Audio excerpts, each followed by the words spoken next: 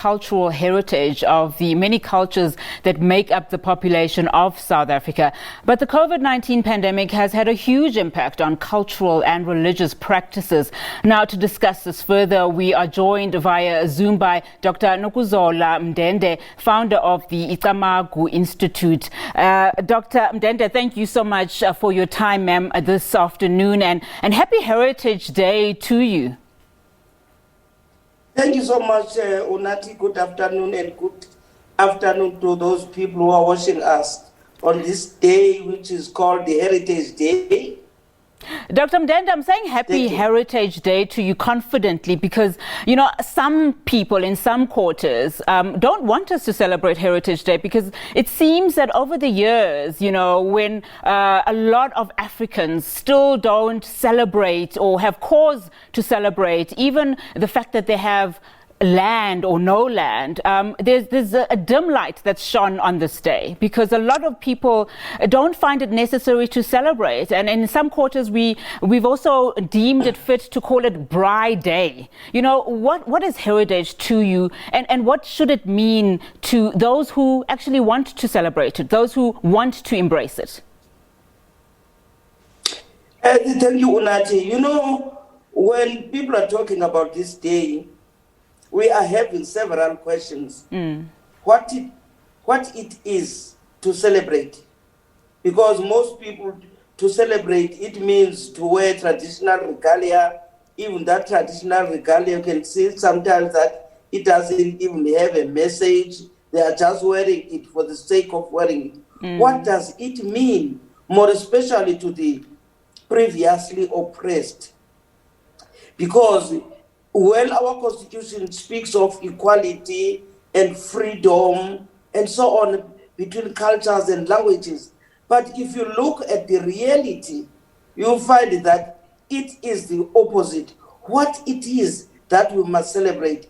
There are people, women who are being raped, women who are being murdered. Okay, now let's come to our heritage, our culture. If you look at the laws that are being made in Parliament, and you ask yourself, which culture or which language benefits from these laws, you'll find that the previously and still oppressed people are still at the receiving end. Let me make one example. You'll find that these laws, they are destroying what we understand as marriage. They are destroying families. Because if you look at it, you'll find that nowadays you don't know what marriage means. But when it comes to us, marriage is a union between two families. And those two families, they procreate so that they have other generations. But now it's a mixed masala. And secondly, we look at the laws now, we are being told that the children born out of wedlock, those children have got the same rights with the children that are born within marriage. So if that is the case, what is the reason of getting married? Those laws, they are still perpetuating the what they call patriarchy, but male chauvinism, because a man can have as many children as he likes, but those children will have the same benefits. So there are so many things that you find that this heritage is being destroyed, more especially when it comes to families. Families are being destroyed. Dr. Mndende, I then worry about the future of our children. You know, if we talk about the fact that there are just so many questions raised about what is the meaning of heritage, what is the meaning of being an African child in this context that you've just, summarized. So as the Icamagu Institute, what are some of the things that as an institute you are trying to inculcate within our society and making sure that we don't have this heritage and this culture lost to those so-called future generation?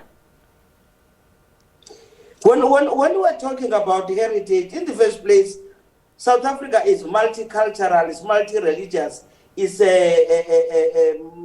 many languages and so on, but there's no balance. We are promoting the balance.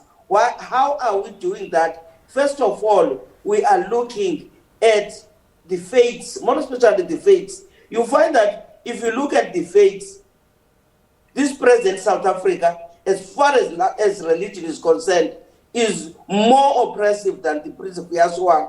Because now, in the past, it was the white people, but now it's the black people. They are doing the same thing that the white people were doing to suppress the indigenous faith, to paganize it, to heathenize it. So that's part of our heritage, because this is what our forefathers did and grandmothers did, but it's heathenized by our own people now. Then you are telling me that we must celebrate a heritage. Even if, Unati, you can look at what has been happening around, even today, at all those heritage events, you will find that it's still Christianity at prayer, and then the religions of the East and Far East. Otherwise, this one is distorted, because in the past it was called the religion of the traditional healers. Even this government is making it more to be the religion of the traditional healers, which is a distortion of the West, but they don't want to listen, because they are saying this is our heritage. We know what you are talking about. They know, but they don't practice. Yeah. So that is the problem we're having. Dr. Mndende, I want to celebrate. I want to throw in this last question before we run out of time. I mean, we've just seen protests that are happening in some parts of the country where political parties are calling for some statues of the apartheid era to be eradicated, to be destroyed, and to be erased. Now, can we celebrate this day without concentrating too much on destroying our history and erasing it? What's your take on that? You know, it is very interesting.